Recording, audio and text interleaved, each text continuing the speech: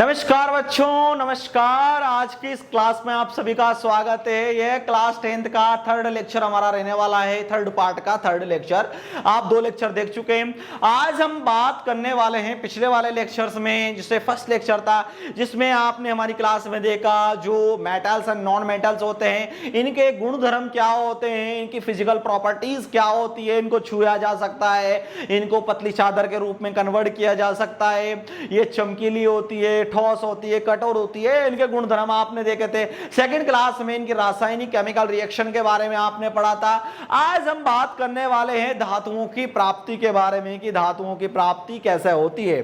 चलिए बच्चों, आज की इस क्लास को शुरू कर लेते हैं। लेकिन बच्चों, अगर अभी तक आपने हमारे चैनल को सब्सक्राइब नहीं करा है तो प्लीज चैनल को सब्सक्राइब करिए, वीडियो को लाइक एंड शेयर करें, और हम आपको शुद्ध हिंदी भाषा के अंदर पूरे के पूरे पार्ट्स हम आपको समझाते हैं विद नोट्स के साथ में। इन फ्यूचर में अगर आपके जवाब आते हैं, कमेंट आते हैं, तो हम इंग्लिश लेक्चर्स, इंग्लिश क्लासेस भी आपके सामने लाएंगे।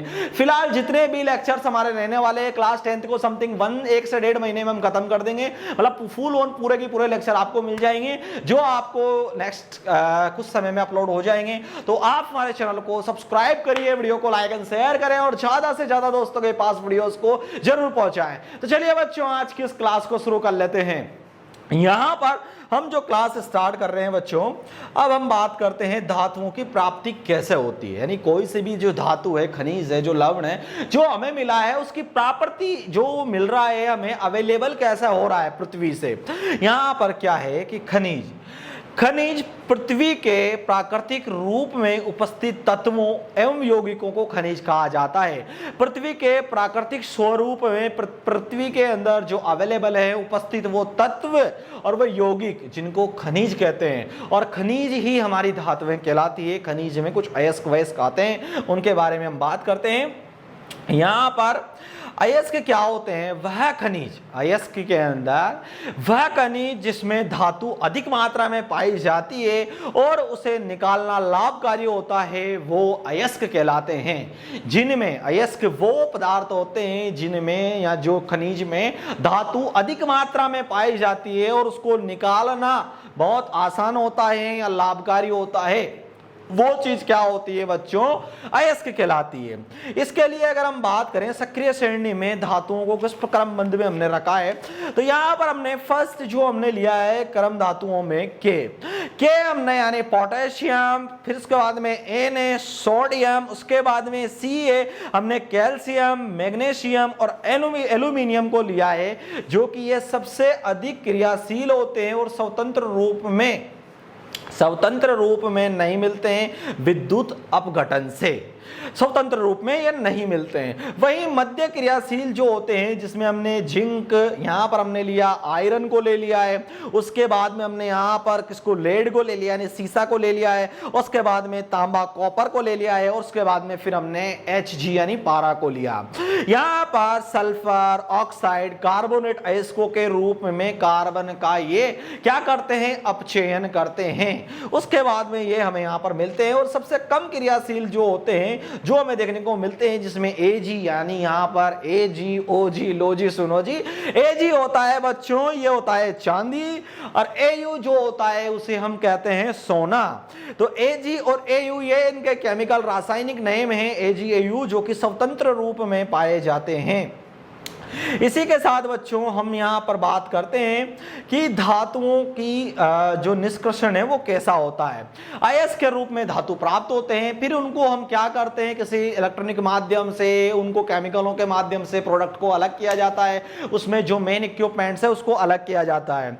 यहां पर हमारे सामने क्या आता है, अयस्कों का समुद्रीकरण होता है, उसके बाद में दूसरे चरण में अयस्क का निष्कर्षण होता है, और तीसरे में परिष्करण होता है।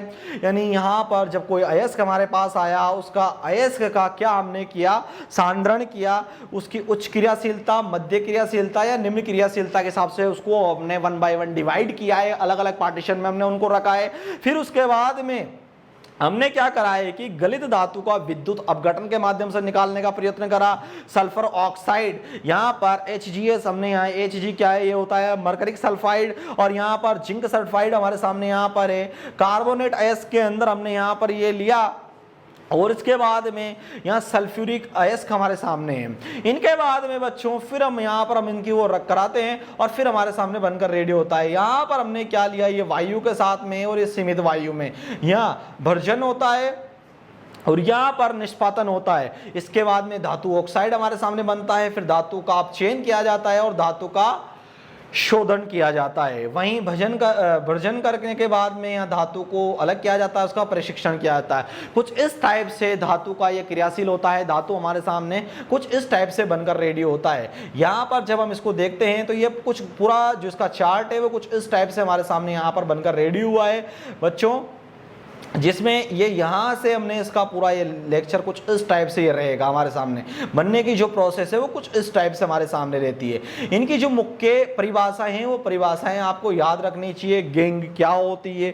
गैंग यानी पृथ्वी से जो खनिज हमें यहाँ पर निकला है, खनिज अयस्क, जिसमें रेत, मिट्टी आदि जैसे कई अशुद्धियाँ पाई जाती है, उन अशुद्धियों को क्या कहते हैं? गैंग कहा जाता है। यानी पृथ्वी से जब कोई भी खनिज हम निकाल रहे हैं उसमें कुछ अशुद्धियाँ पाई जाती है, उन अशुद्धियों को गैंग कहा जाता है।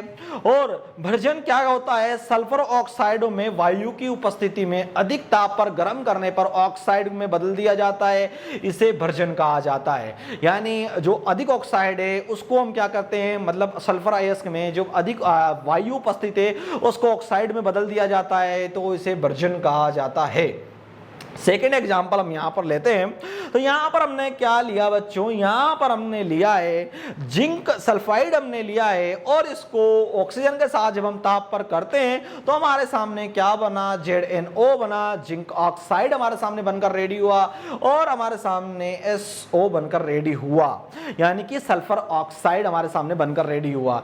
वहीं बच्चों जब हमने यहाँ पर किस चीज को लिया? मर्क्यूरी को लिया, मर्क्यूरी सल्फाइड को, और जब यहाँ हम ऑक्सीजन के साथ कराते हैं ताप पर तो यहाँ पर क्या हमारे सामने बनकर रेडी हुआ?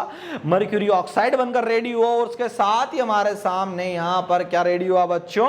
Sulphur oxide. तो ये केमिकल रिएक्शन कुछ इस टाइप से रही है। निष्पादन जो क्या होता है, किसी चीज का निष्पादन करना क्या होता है? निष्पादन यानी कार्बोनेट अयस्क को सीमित वायु में अधिक ताप पर गर्म करने पर, कार्बोनेट जो अयस्क है उसे कार्बोनेट अयस्क को सीमित वायु में अधिक ताप पर जब हम गर्म करने से ये ऑक्साइड के रूप में बदल जाता है और इस प्रक्रिया को निष्पादन कहा जाता है। कोई में कार्बन अयस्क सीमित मात्रा में यानी सीमित ऑक्सीजन में जब हम उसे गर्म करते हैं तो वो क्या उसका निष्पादन हो जाता है और वो ऑक्साइड के रूप में बदल जाता है। जैसे यहाँ पर हमने जिंक को लिया बच्चों, तो यहाँ पर ये जिंक का जब हम यहाँ पर कराते हैं तो जिंक ऑक्साइड हमारे सामने बनकर रेडी हुआ और यहाँ पर कार्बन डाइऑक्साइड हमारे सामने यहाँ रिलीज हुई। वहीं अपचयन क्या होता है? धातु ऑक्साइड में कार्बन जैसे अपचयन का उपयोग करके धातु प्राप्त की जाती है। किसी भी धातु में जो धातु ऑक्साइड है, जिंक ऑक्साइड हमारे सामने यहाँ पर अवेलेबल है, नीचे आप देखें, और इसमें जब हमने बच्चों क्या किया, यहाँ पर ये कार्बन है और जब हम धातु ऑक्साइड में कार्बन से कराते हैं तो जिंक अलग हो जाता है, कार्बन डाइऑक्साइड अलग हो जाती है और जिंक हमें शुद्ध मात्रा में प्राप्त हो जाता है। यानी धातु की प्राप्ति करने के लिए हम अपचयन अभिक्रिया को यूज में लिया जाता है यहाँ पर। और बच्चों नेक्स्ट क्लास के अंदर धातु का परिष्करण हम देखेंगे, तो आप हमारी नेक्स्ट क्लास को जरूर देखें, जिसमें धातु का परिष्करण कैसे किया जाता है, धातु को किस रूप में प्राप्त किया जाता है, वो नेक्स्ट क्लास के अंदर हम बात करने वाले हैं। आई होप अगर आपको ये क्लास पसंद आई हो, अच्छी लगी हो, तो प्लीज बच्चों इस वीडियो को लाइक एंड शेयर जरूर करें, चैनल को सब्सक्राइब जरूर करें और ऐसी ही इंफॉर्मेटिव वीडियोस के लिए, ऐसी ही नॉलेजेबल वीडियोस के लिए, ऐसी ही ज्ञानवर्धक वीडियोस के लिए आप हमारे चैनल को सब्सक्राइब जरूर करें। ये वीडियो को देखने के लिए आप सभी बच्चों का बहुत बहुत धन्यवाद। मिलते हैं नेक्स्ट सेशन में, जो हमारा चैप्टर 3 का नेक्स्ट सेशन रहने वाला है। तो चलिए नेक्स्ट क्लास के अंदर मिलते हैं बच्चों।